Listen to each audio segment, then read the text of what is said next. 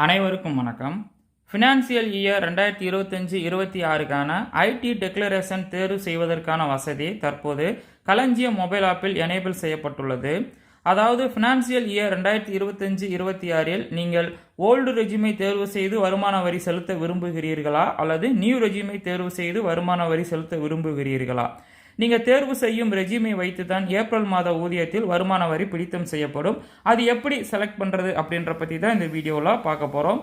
So வீடியோக்குள்ளே போகிறதுக்கு முன்னாடி ஃபஸ்ட்டு நீங்கள் உங்கள் மொபைலில் இருக்கக்கூடிய ப்ளே ஸ்டோர் போய்க்கோங்க.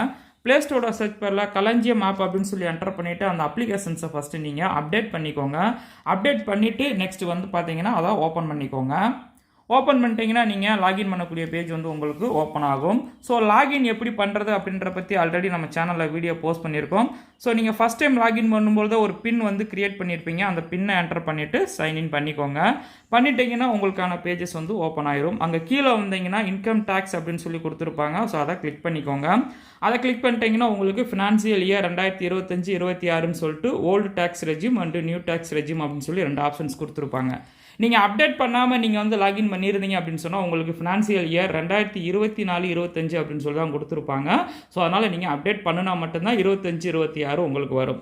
திரும்ப மறுபடியும் நீங்கள் 2வது அப்டேட் கொடுத்துருந்தா மட்டும்தான் நீங்கள் சப்மிட் பண்ணால் சப்மிட் ஆகும். அப்படி இல்லை அப்படின்னு சொன்னால் உங்களுக்கு இந்த மாதிரி எரர் அப்படின்னு சொல்லி வரும். ஸோ 2 அப்டேட் கொடுத்துருக்காங்க. ஸோ 2 டைம் வந்து நீங்கள் வந்து அப்டேட் பண்ணிவிட்டு நீங்கள் ஓல்டு செலக்ட் பண்ண விரும்புனீங்கன்னா மேலே கிளிக் பண்ணிக்கோங்க. நியூனா கீழே கிளிக் பண்ணிக்கோங்க. கிளிக் பண்ணிவிட்டு சப்மிட் கொடுத்துருங்க. சப்மிட் கொடுத்துட்டிங்கன்னா your current chosen regime new tax regime under section 115 BSC அப்படின்னு சொல்லி வந்துடும். ஓகே கொடுத்துருங்க.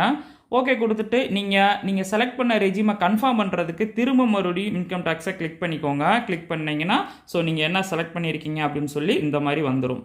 ஸோ இந்த வழிமுறைகளை பின்பற்றி தான் நீங்கள் வந்து பார்த்தீங்கன்னா ஓல்டு டேக்ஸ் ரெஜிமை பயன்படுத்தி வருமான வரி செலுத்த விரும்புகிறீர்களா அல்லது நியூ டேக்ஸ் ரெஜிமை தேர்வு செய்து வருமான வரி செலுத்த விரும்புகிறீர்களா அப்படின்றத களஞ்சியம் மொபைல் ஆப்பில் செலக்ட் பண்ண வேண்டியதாக இருக்கும்.